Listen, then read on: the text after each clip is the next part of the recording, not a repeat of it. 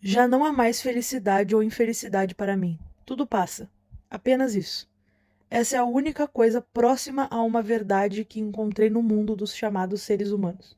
O inferno onde tenho vivido até agora. Tudo passa. Oi, pessoal! Hoje a resenha literária vai ser sobre a obra O Declínio de um Homem, do Osamu Dazai, um livro de 1948 que tem muito a nos ensinar sobre a vida. Gente, esse livro, ele é simplesmente extraordinário. Essa e outras diversas obras pra nós, e hoje em dia elas vindo à tona de novo me deixam muito feliz, porque principalmente num mundo atual onde a depressão, a ansiedade e outras diversas questões estão sendo muito romantizadas, né, no TikTok, por exemplo, e até mesmo no YouTube, o Osamu Dazai ele traz no Declínio de um Homem uma visão nada romantizada, né, do que é a depressão, o que é o isolamento, é uma dor muito palpável, né? Ele escreve por palavras muito duras mesmo, muito secas, dolorosas. Bom, esse livro, ele entrou na minha vida em 2023, quando eu tava vendo um vídeo do Quarto dos Gêmeos, e que são booktubers, né? E que um deles fala muito sobre livros que têm essa temática, né? Livros não só de terror, né, como ele fala normalmente, mas livros que tenham essa temática mais pesada, algo mais tenso, algo que realmente provoque sentimentos maiores, né? E eu já tinha seguido outras dicas dele, né? E eu tinha gostado bastante. Então, quando eu vi esse aqui e eu ouvi ele falando da sinopse, eu falei, bom, eu acho que eu vou dar uma chance, né? Porque parece ter algo a ver com o momento da minha vida que eu tô passando, né? Então foi assim que Osamu Dazai entrou em minha vida. E ainda bem. Pra mim, foi como se o Dazai ele tivesse acessado um lugar sombrio que eu guardava só em mim, sabe? E era muito estranho, era desconfortável, mas também foi muito acolhedor, né? De certa forma, um acolhimento torto, um acolhimento estranho, mas que foi muito real, né? Foi como abraçar alguém que também carrega o peso de não se encaixar.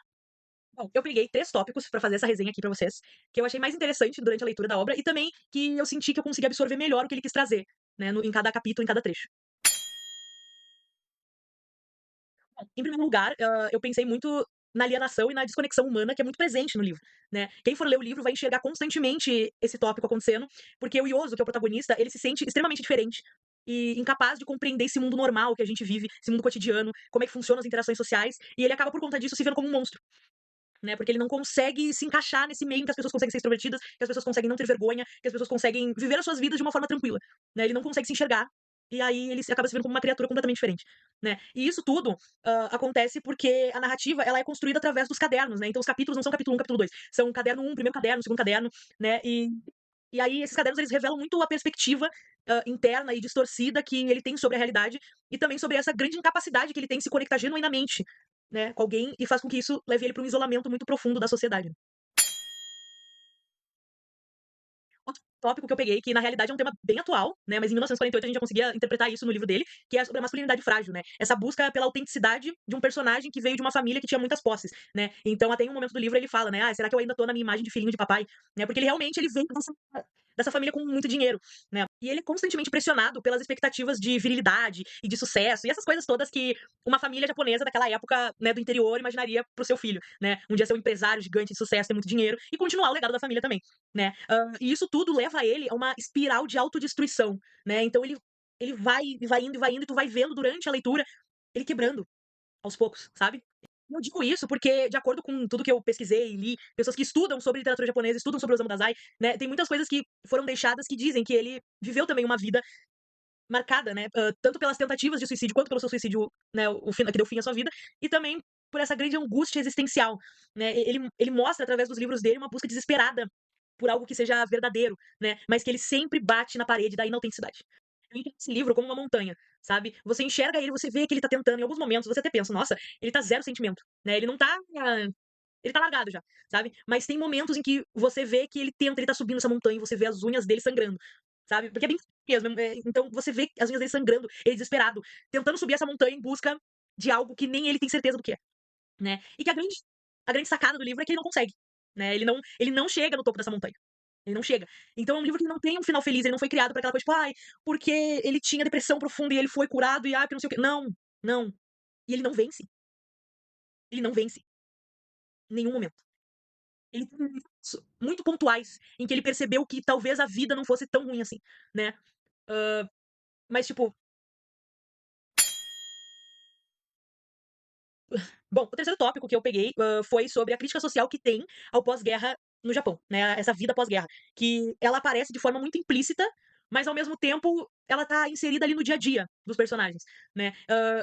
essa busca pelos prazeres efêmeros, né, e a desilusão que permeia a vida do protagonista, ela pode ser vista como um reflexo de uma sociedade que perdeu muita coisa, né.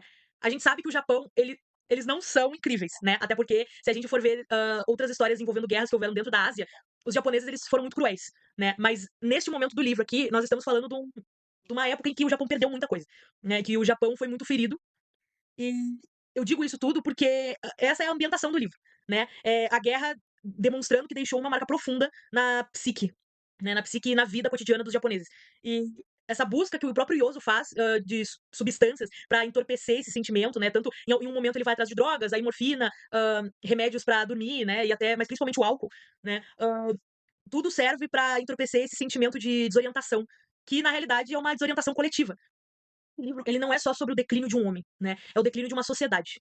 Claro, o foco principal é no Yoso, né, o declínio desse protagonista, o que aonde a vida dele tá levando ele, aonde ele mesmo está se levando, né, e por trás disso tudo aonde o Dazai, né, o Osamu Dazai, o escritor, estava se levando também, né. Mas é muito importante essa perspectiva, porque é a ambientação toda, né, o fundo da história é um mundo onde isso aqui é um fato, né, isso aqui é o momento atual. Então é uma sociedade muito machucada também, né. Eh, ele é muito machucado e vive numa sociedade muito machucada, né, em que muitas pessoas conseguem seguir em frente, mas outras infelizmente, né. Uma parte do livro que, me pegou muito na questão do meu pessoal foi na questão do ser palhaço, ser engraçado, ser o piadista dos amigos e tudo mais. Porque essa escolha dele se tornar engraçado, ela não foi aleatória, né, e, foi muito desesperada, assim, porque o Yoso ele acreditava com uma convicção muito triste, muito dolorida, que tinha algo fundamentalmente errado com ele, né, e algo que precisava ser escondido a 7 chaves a todo custo, né, e ele enxergava a própria existência dele como um erro. Ele achava que a única maneira, né, dele permanecer entre os seres humanos, né, que durante toda a obra ele faz essa diferenciação, né, do que é ele e o que é o ser humano, né. Hã, e ele acreditava que dessa forma, era como ele ia permanecer nesse mundo, se apegando aos poucos, né, e ocupando o menor espaço possível, né, se tornando o que os outros algo que os outros quisessem ver, né. As raras vezes que ele conseguia baixar essa guarda dele, né, essa parede de tijolos que ele tinha, assim, vinha muito carregado de dor e fragilidade, né, e mesmo nesses momentos ele não conseguia confiar 100% em alguém. O livro, ele foi publicado pouco antes do Dazai tirar a própria vida, né, e O Declínio de um Homem, ele é considerado uma das obras mais autobiográficas do Dazai, né, e que tem uma dor que atravessa cada paginazinha, né, e que não é uma construção ficcional distante, é um desabafo de alguém que também não via saída e que se sentia alheio do mundo, né. O Dazai aqui, ele expõe as feridas do Yoso como se fossem as dele, com honestidade brutal, que faz o livro algo mais do que uma simples leitura, né, é quase como se fosse um último grito, né, e por isso eu acho que ele traz essa sensação de identificação tão forte. E é isso, pessoal. Essa foi a resenha literária de O Declínio de um Homem, No Longer Human, né? E eu espero que tenham gostado. E deixem nos comentários as próximas resenhas que vocês gostariam que eu fizesse, né? Um beijo e até a próxima.